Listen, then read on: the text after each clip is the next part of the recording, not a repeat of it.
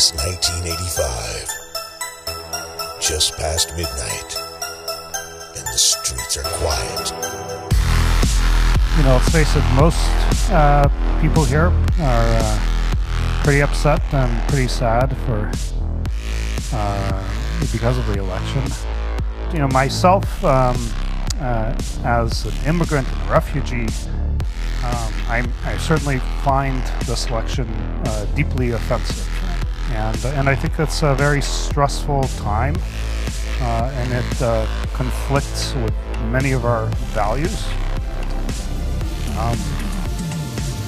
You know, there are two dominant reasons to be upset. One is because so many people apparently don't share many of the values that we have. I mean, I guess we've known that for many months now. It's always been a lot of people that apparently feel that way. But certainly confronting it firsthand is pretty upsetting. It's uncertain for many of us here, especially immigrants or minorities, women.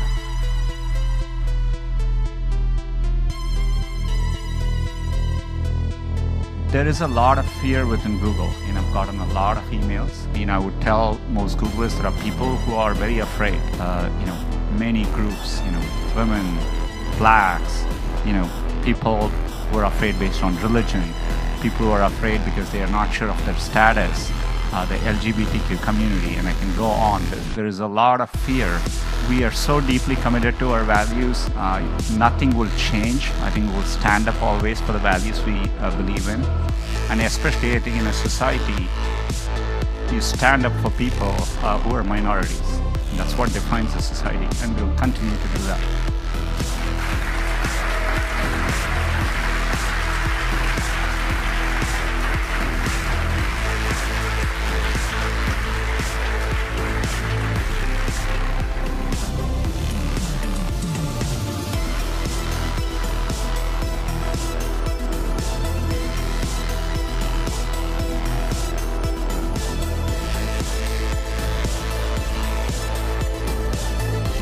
It was a shock to all of us, the results of the election, but at the same time it showed an incredible level of division among Americans, and that's something that gives us pause and focuses on how did we misunderstand that, what can we do to reach out to people whose perspective we have a hard time understanding.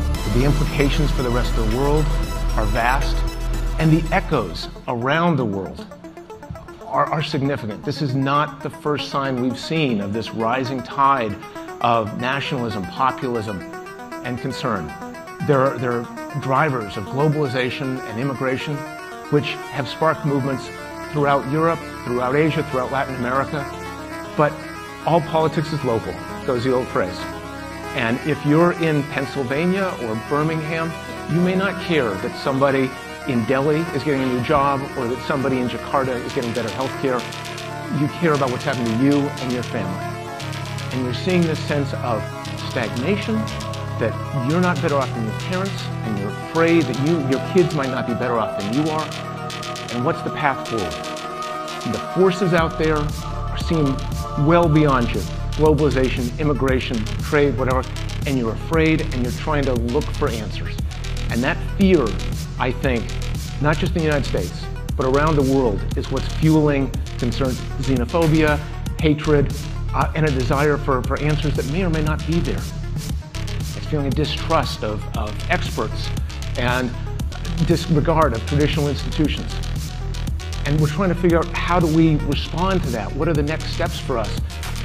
And yet, we do think that history is on our side in a profound and an important way.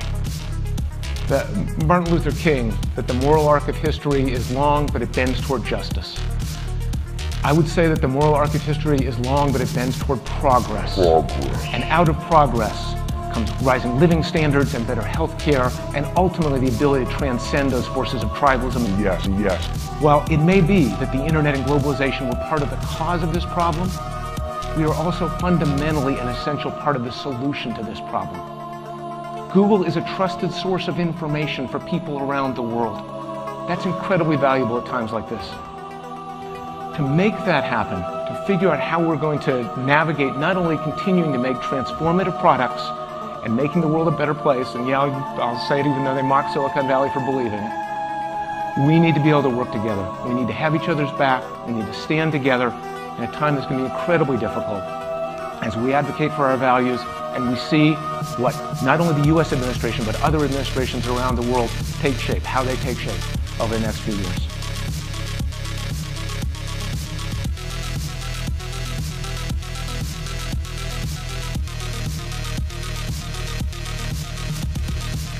So for what it's worth, I've been a very long time Hillary supporter because the values that are held here at this company transcend politics because we're going to constantly fight to preserve them. I was at home with friends and family watching the election returns, and as we started to see the direction of the voting, I reached out to someone close to me who was at the Javits Center where the big celebration was supposed to occur in New York City, somebody who's been working on the campaign. And I just sent him a note and said, are you okay? It looks like it's going the wrong way. And I got back a very sad, short text that read, people are leaving, staff is crying, we're gonna lose. That was the first moment I really felt like we were gonna lose. And it was this massive kick in the gut that we were gonna lose. And it was really painful. My father was a refugee and we moved to this country. He wanted us to grow up in a place unlike what he had, a place where you would never be discriminated against based on who you were, the color of your skin, your religion, your beliefs. And that's the thing that kept going through my head on Tuesday. First, throughout the campaign, Hillary said, we are a great country because we are a good country. Second, Hillary said, one of the things that really struck me in her concession speech the next morning is she said, please never stop believing that fighting for what's right is worth it. And that is critical. We all have an obligation to fight for what's right and to never stop fighting for what's right. And that's one of the many things that I think makes this company so beautiful. Our values are strong. We will fight to protect them, and we will use the great strength and resources and reach we have to continue to advance really important values. And the third message that's super important is the message from the election that a lot of people clearly felt disenfranchised, left out. We talk a lot about rising inequality, but how corrosive rising inequality is the other really important message from this. And on that, we similarly have a very important role to play. So I think the main thing I just wanted to say is give yourself time and space to deal with whatever you're going through. Healing is a process, it does take time. But one thing that makes Alphabet, Google so special is this term I heard, I'd never heard it before I got here, which is this is a place where you can bring your whole self to work. I feel super blessed to have had the opportunity to be a part of this community, and especially at times like now. So yesterday I suggested that what we all need right now is a hug. So everybody, if you could turn around or go to the person next to you and do a hug. It works.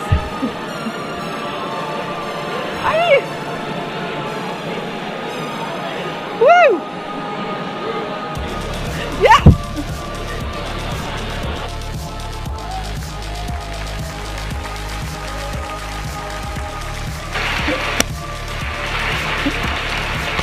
Thank you. It figures it would be something like this. I've seen Googlers talk about their differences from a place of tolerance and respect. And I've seen us try to intellectualize and understand the election result, much as Googlers earlier this year when I was in London tried to understand the vote of the British people to exit the European Union. And just like with Brexit, I'm seeing Googlers who are full of fear. So since I'm in People Ops, a lot of the questions I'm getting are how the Trump presidency might impact things like benefits and visas and jobs. But we, of course, will keep a close watch on this. Our policy office in DC is all over it, and we will keep you informed, but we will keep Googlers' interests at heart, and we will, of course, fight to retain all the visas and then some, because we keep adding to this. To help you grow, we're going to keep you. We're going to keep you here, I hope. But we have also taken a position for the past 10 years with the U.S. government to fix what is a very broken immigration system in this country, and we are going to continue to take that fight forward. The second question is around internal mobility. Can I move to Canada? Toronto and Waterloo can't handle us all, I'm afraid. So that's that. The next thing I've heard some concerns around are benefits, and what does this mean, especially from Googlers who are concerned about benefits for their same-sex partners. We are here behind you. We have led in this area. Finally, on diversity and inclusion, I think it's fairly obvious that Google leans largely liberal and democratic, but I do want to be clear that diversity also means diversity of opinion and political persuasion. I have heard from some conservative Googlers lately, in the past 2 days, that they haven't felt entirely comfortable revealing who they are. We need to be tolerant, inclusive.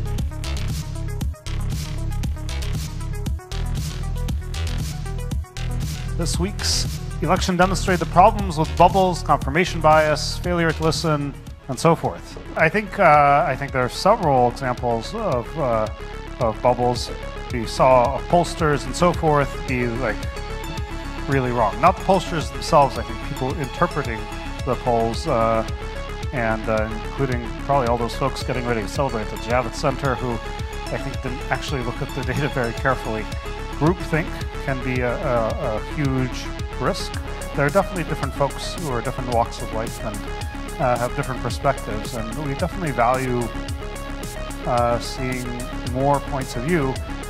There's also a huge issue with trolling. It's Sergey said this is a deep issue. I think over time, as we we are definitely in the role, it's our core mission to help users discover information. There are many places where we are ranking, we are algorithmically doing stuff. So over time, understanding some of the things that are happening and course correcting, I think it's good, but it's a very difficult problem to tackle. Yeah, so a lot of Googlers are maxing out on their charitable giving contributions, contributing to organizations such as ACLU and Equal Justice Initiative after following this election. Can we increase the gift match cap or designate certain civil justice liberties organizations as crisis response special donations that are matched? We have a framework as to how we are thinking about how to do charitable giving, and just more importantly, even as Google, the efforts we do, and typically we're going to spend a lot more in education, economic opportunity, and that is important because I think one of the things in this election too is thinking through the effects, the dislocation people feel, and how we could be doing more. I think those are important things to think about too. And the third is around inclusion and all the stuff that goes with it. The Trump campaign did not have the same sort of detailed transition run-up that the Clinton campaign had. So we don't even know who's doing some of the transition work in some cases. Our DC team is thoughtfully engaging with the transition team of the new administration. I think one thing we need Googlers to understand is you are going to see communication happen, and it's important to be supportive of those conversations too. I think people are actually afraid also to interact and do those conversations, and so, but it is important that we are thoughtful, because for us to be effective, we need to be able to participate in those transition conversations as well. I don't know what's going to happen, but there's a chance it could be bad. It could be really bad. I think that we should hope for the best, prepare for the worst.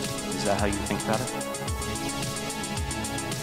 It's a good look. I mean, the question you're asking is on many people's minds. As I said, I've gotten many emails about this, and the early indications, in the last 24, 48 hours, have been okay, and there are a lot of, there's a long history of how things have worked in the U.S. It's a very well-functioning democracy, and there's a lot of institutions which drive the right outcome as well. I'm I have faith in the democratic process. This is what I would say. Okay. As a Muslim, I'm really worried. And what will Google do to take a public stand to defend minorities? I personally wrote a blog post on it externally on the same thing. And so, as Ken said, all our values, nothing has changed, and we'll always take strong positions. I don't expect any of that to change at all. And we'll be very strong and vocal, and not just from a press standpoint or a PR standpoint, but actually working hard behind the scenes to stand up for what's right.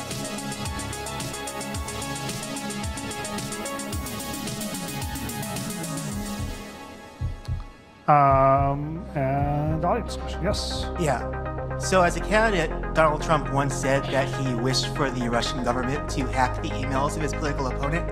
And I know maybe he wasn't serious, and who knows what a Trump administration would actually do. It's probably best to wait and see before taking a drastic action. But in my opinion, one of the bravest things this company has ever done is our 2010 letter and new approach to China, where we took a very bold stance on the Chinese government hacking emails of a group that they probably considered political opponents as well. So is there any potential line a Trump administration could cross where we would think about taking a similar approach towards the United States government?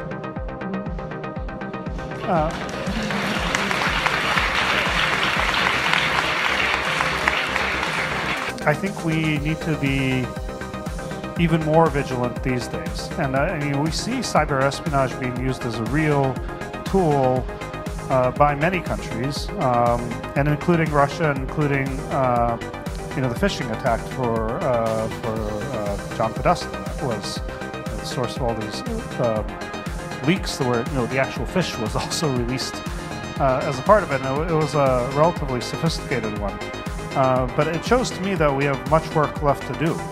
The size of our, the number of targets within our ecosystem is so high, it's so valuable, as you guys saw.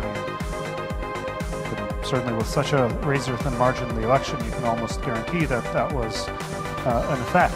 And it's a big deal, and I'd encourage all of you, particularly on the security team, but otherwise, more broadly, we do really need to invest in security,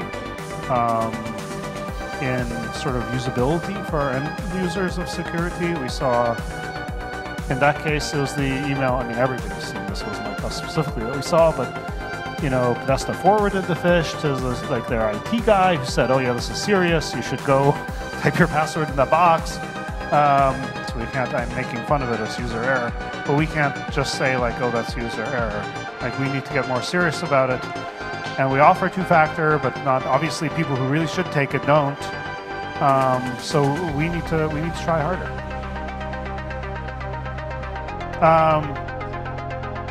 I think we do send. I do think we as Google actually send emails occasionally to people asking them to click on a link and log on too. So I think that's probably a problem. And so, no, it is. Sorry, it is a problem. It is. We need to deal with the behavior in these cases, and it's a challenging thing to deal with, but we need to get better at that. Okay, are we amplifying people's existing beliefs through our personalization algorithms? There is a lot of talk underway, and it's a particular question being asked outside of social media as well, and so obviously YouTube is a big part of it. I think I would like to see a bit more scientific and data-based and empirical work around this to understand what's happening, I'm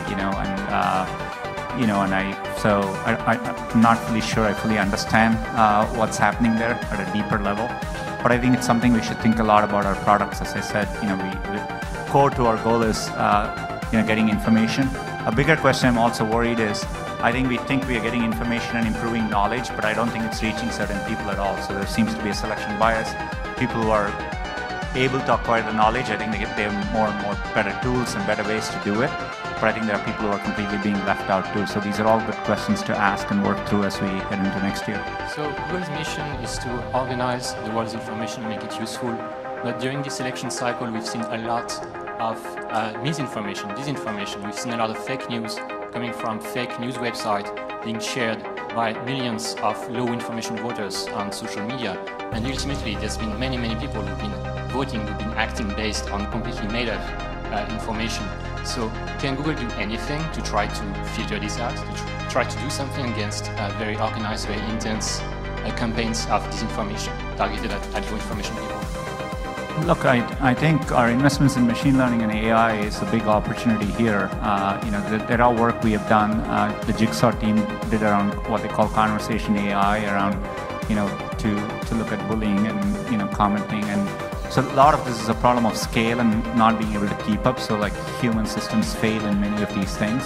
So I think, investing more in machine learning and AI could be one way we actually make progress on some of this, some of this stuff. But I think we should do more. And probably worth noting, it also ties into cybersecurity, because we saw a lot of cyber trolling, by like nation states cyber trolling, in basically Russia. We've seen it over time. I guess, I don't know, it was never really taken all that seriously. But, all the comment boards, everything, like faux trolls. So that's something else that I think we ought to really focus on.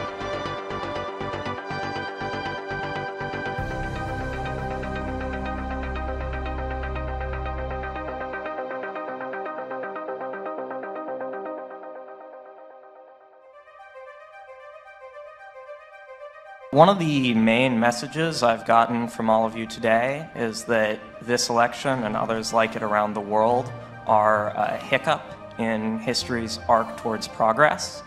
But what makes you so sure about that? I mean, is this a relatively new arc, or is this the same arc that has included 2 world wars? Since it's my metaphor, I'll take it up. There are no guarantees, right? And there are, hiccup is a kind word. History is not a linear pattern. We do everything we can to keep it moving in a good direction. History teaches us that there are periods of populism, of nationalism that rise up, and that's all the reason we need to be in the arena. That's why we have to work so hard to make sure it doesn't turn into a world war or something catastrophic, but instead is a blip, is a hiccup. But I would say echo Kent's last sentence, because the reason I commented on Hillary's statement that we have to continue to believe that we can fight for that which we value, and it's all of our obligation. We can't give up, we can't be complacent, we have to know what our values are, and we have to fight for them and protect them, and that's what we're committed to doing.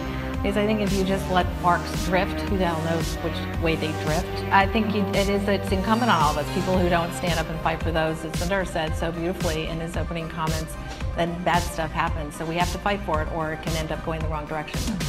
Yeah, and I think it's worth really worrying about. I think, and there's, data that suggests that boredom led to the rise of fascism and also the communist revolution. There were many other factors too. So, as the election, results came out, people were like, oh, 50% of people were unhappy. Well, I mean, a third of people were deeply angry at their national governments.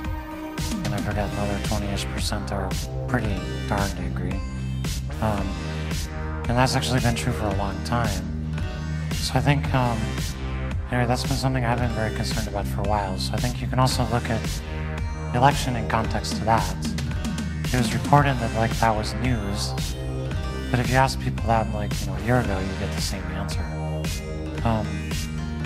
So I do think we have a lot of structural problems in our democracies, which I think is really, if you're worried about the World War III kind of cases, I think a lot of that will be driven by this deep dissatisfaction that people have, which I think some of which is really warranted. And maybe worth noting, I mean, that's a broad issue. I mean, beyond Trump specifically, who I know many of us find very offensive, but in as much, and I know there are a number of Hillary supporters here, I mean, a lot of people might, view her and more broadly the Democratic Party being also very, polarized and having its own set of issues. Is there anything positive you see from this election result? In his acceptance speech, he said US should spend more and improve its infrastructure. And and I think a lot of us who have felt that for a while. I think there's a lot more to be done to improve the infrastructure of US, so there's a positive thing. So hopefully something good will come out of that. Yeah. I mean, I think it's also worth saying, I mean, I find so many things that Trump said very offensive, and I don't have very high hopes, but he could do anything. I mean, you have no idea. It's just, you really don't know. So, I don't know, maybe he'll do something great, who knows? It'll take a little bit of wishful thinking. Speaking to white men, there's an opportunity for you right now to understand your privilege in the society. Take the opportunity to go through the bias-busting training, read about privilege, read about the real history of oppression in our country, and tomorrow night, watch 13th, the movie that is here. If you can't watch it here, watch it on Netflix. Discuss the issues you are passionate about during Thanksgiving dinner, and don't back down and laugh it off when you hear the voice of oppression speak through metaphors, and I promise to do this.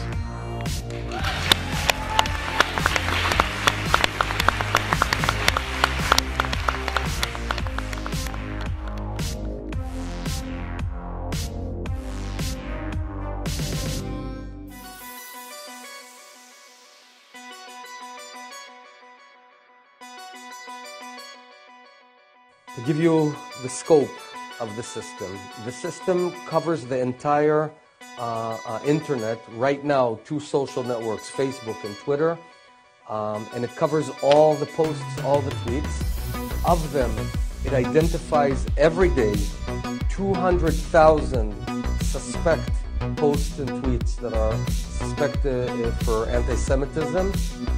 Then it analyzes them using artificial intelligence and machine learning, and ultimately identifies roughly 10,000 anti-Semitic posts a day. As of now and forward, this information is going to be made public. It in itself will be a great deterrent to anti-Semitism. Suddenly we'll know which city is the most anti-Semite city in terms of internet activity. We'll know who are the 10 top anti-Semitic tweets and Twitters. We'll know on a certain day we see a spike in anti-Semitism, we'll be able to drill down and understand what caused it. Just by the fact of knowing all of this, it in itself hopefully will shame people into acting better. Here in Tel Aviv at a specific location, it's up and running. This command center takes the information that is analyzed and created here and then acts. It could be, for example, identifying a specific post that is calling for anti-Semitic action and then notifying the local intelligence and law enforcement forces in a certain European country. It could be to tell the municipality of a certain city, and this week I might say that Manchester is one of the highest anti-Semite activities, so call up the mayor and tell him, do something about this. So by knowing this information, we can act, and this group of analysts within the command center, it's up and running as of now. So this is the official launch.